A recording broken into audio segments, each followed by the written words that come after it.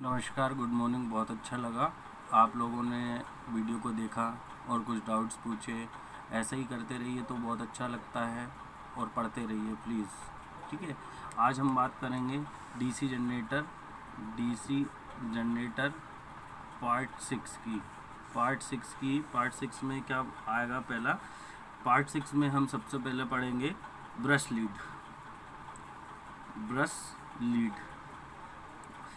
Lead क्या होता है। ब्रश लीड होता है ब्रश के साथ में, मतलब कि कार्बन ब्रश के साथ, ब्रश के सिरों पर जोड़ा गया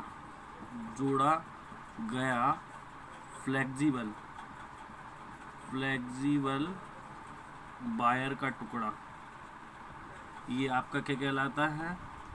ब्रश लीड या पिगटेल कहलाता है। याद रखना, ब्रश लीड या पिगटेल कहलाता है।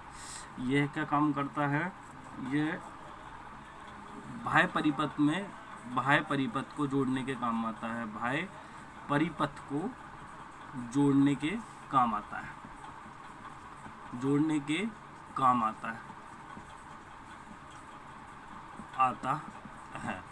ठीक है, नेक्स्ट है रॉकर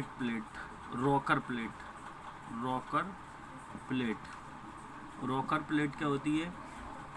यह छल्ले के आकार की होती है।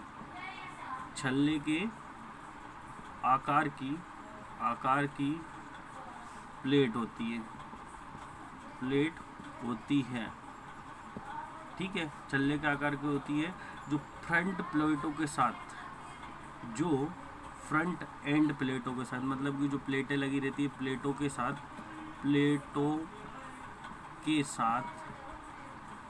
बोल्ट्स की सहायता से जोड़ी जाती हैं। बोल्ट्स की सहायता से जोड़ी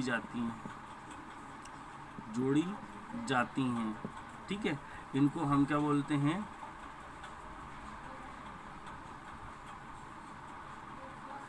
जो होल्डर्स कौन से? कार्बन ब्रश के होल्डर को संभालने के काम आती हैं।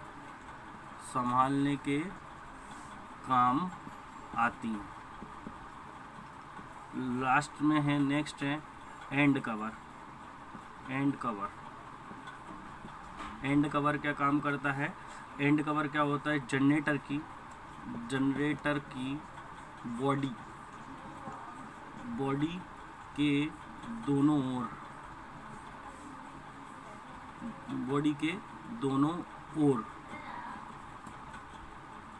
ओर क्या काम करते हैं? ढक्कन लगाए जाते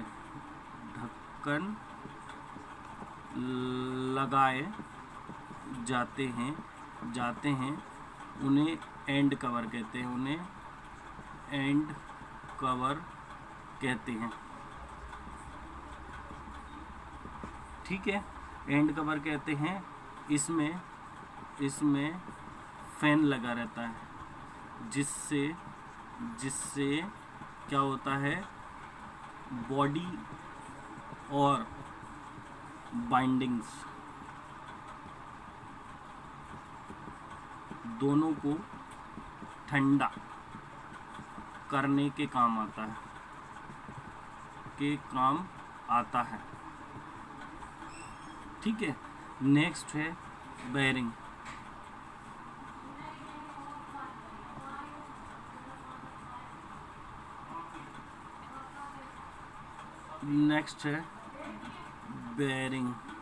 बेयरिंग क्या होती है?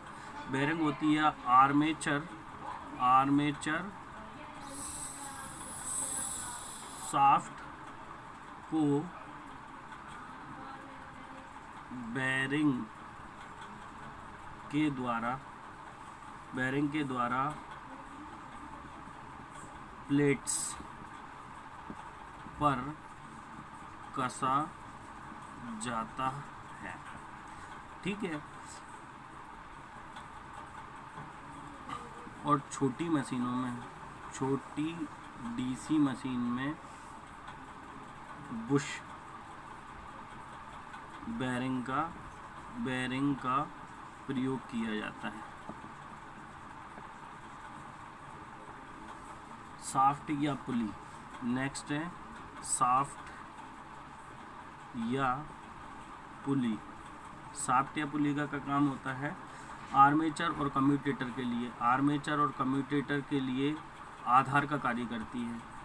आर्मेचर और कम्यूटेटर के लिए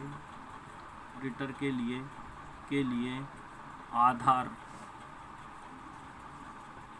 का कार्य करती है। और ये एंड प्लेट पर कसी रहती है।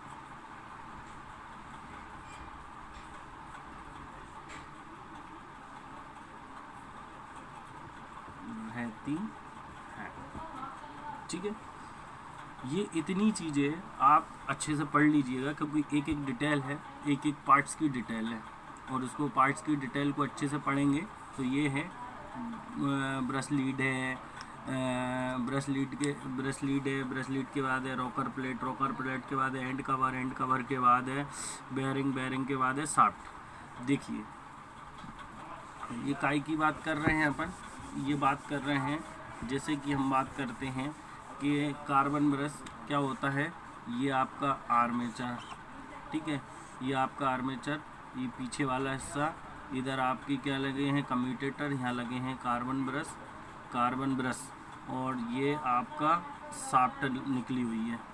ठीक है, अब शाफ्ट पे सबसे पहले ब्रश लीड क्या होती है, यहाँ फ्लेक्सिबल वायर डाल दिया जाता है, ये ब्रश लीड होती है, ब्रश लीड।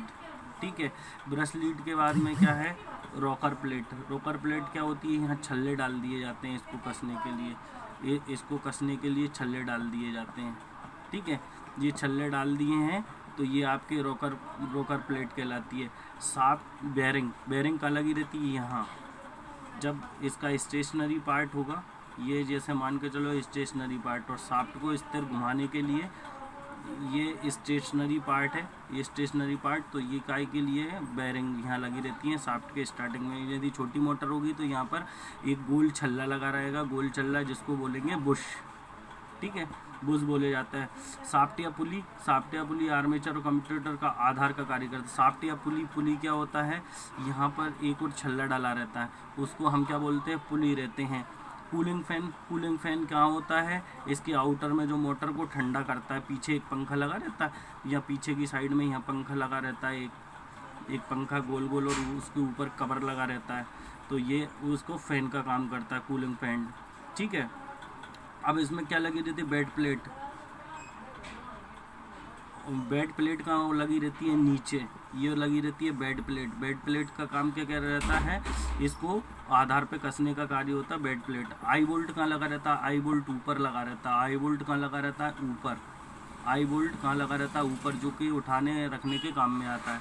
ठीक है, आई बोल्ट के बाद में है टर्मिनल बॉक्स। जब ये पूरे कनेक्शंस आएंगे तो यहाँ पे एक भारी ऊपरी सतह पर टर्मिनल बॉक्स लगा रहेगा, यहाँ पर हम क्या कर देंगे, सप्लाई दे देंगे। ये इसके मेन डिस्क्रिप्शन होते हैं, कृपया अच्छे से पढ़ लें। ठीक है, थैंक यू।